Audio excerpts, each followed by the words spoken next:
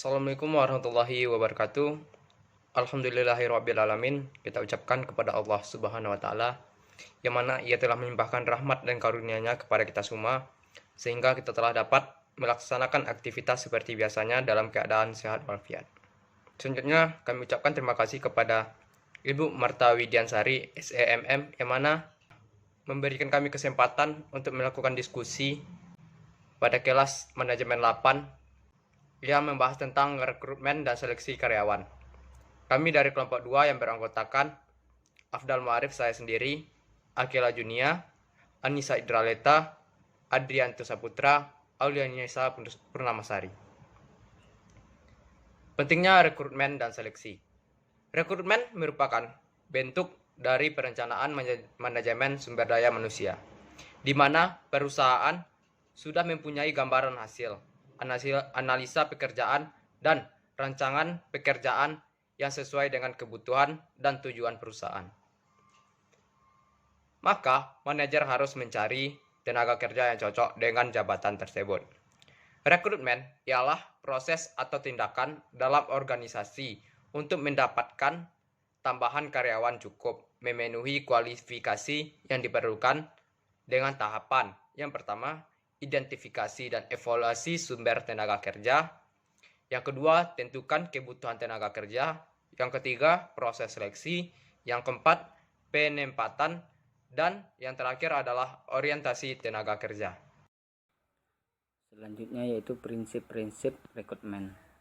Yang pertama, mutu karyawan yang harus sesuai dengan kebutuhan yang diperlukan. Yang kedua, jumlah karyawan harus sesuai dengan pekerjaan yang tersedia. Yang ketiga, biaya yang diminimalkan. Keempat, perencanaan dan keputusan yang strategis. Yang kelima, flexibility. Yang keenam, pertimbangan hukum. Pada proses ini, MSDM harus menentukan pelamar yang sesuai dan melanjutkan proses tersebut ke tahap selanjutnya. Selanjutnya, alternatif tindakan selain rekrutmen. Yang pertama, alih daya. Menjalankan pekerjaan dengan jasa eksternal yang sebelumnya secara internal. Yang kedua, karyawan tidak tetap, karyawan paruh waktu, sementara, atau kontraktor independen. Yang ketiga, organisasi pemberian kerja profesional, perusahaan yang menyewakan karyawan ke perusahaan lain. Yang keempat, kerja lembur untuk mengatasi fluktuasi jangka pendek dan beban kerja dengan karyawan memperoleh peningkatan pendapatan selama lembur. Proses rekrutmen. Ada dua jenis lingkungan dalam proses rekrutmen. Yang pertama, lingkungan eksternal dan lingkungan internal. Proses dalam rekrutmen tersebut yaitu pertama, perencanaan SDM seperti pola kerangka untuk merekrut. Dua, outsourcing, di mana karyawannya berkualitas dan bermutu tinggi. Yang ketiga, merekrut orang-orang yang akan direkrut atau pelamar kerja oleh perusahaan. Sumber dan metode rekrutmen internal. Sumbernya berupa promosi, transfer, penarikan kembali atau rehire. Dan metodenya yaitu berupa pengumuman lowongan jabatan atau job posting dan persediaan bakat atau talent inventory.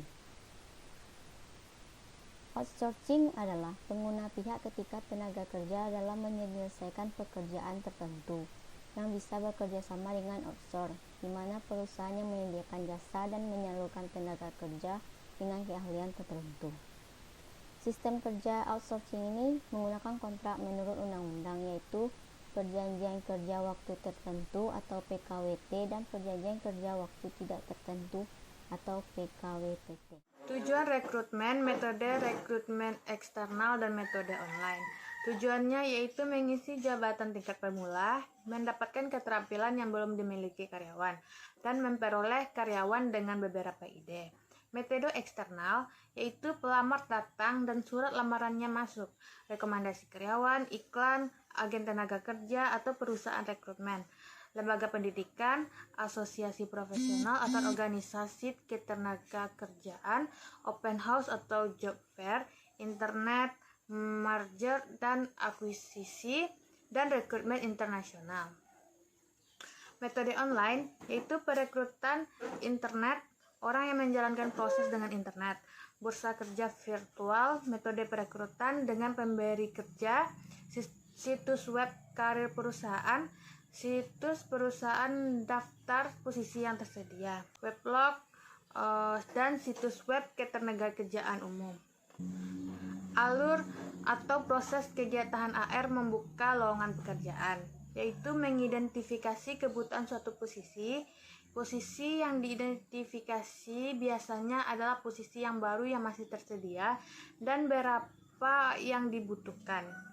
Merencanakan proses rekrutmen, mempublikasikan lowongan pekerjaan, meninjau lamaran yang telah masuk, menyeleksi CV, HRD interview, user interview, psikotest, penawaran gaji, MCU atau tes kesehatan, dan menandatangani kontrak. Selanjutnya, 5 karakter karyawan yang harus direkrut. Yang pertama, cepat beradaptasi, yaitu karyawan yang memiliki sifat supel, humble, dan mudah mengenali orang lain. Yang kedua, memiliki passion, yaitu antusias dalam berkomunikasi dengan orang lain untuk menjalin relasi dan kerjasama. Yang ketiga, memiliki karakter positif, yaitu karyawan yang memiliki sifat sopan santun, meminta izin saat di kantor, serta meminta maaf jika melakukan kesalahan. Yang keempat, result oriented, yaitu karyawan yang memiliki tujuan serta tahu apa targetnya ke perusahaan. Dan yang kelima, berkomitmen, yaitu karyawan yang tetap menjalankan tugasnya dengan baik walaupun dalam keadaan yang tidak baik. Cukup sekian yang dapat kami sampaikan. Apabila ada kesalahan, kami mohon maaf. Assalamualaikum warahmatullahi wabarakatuh.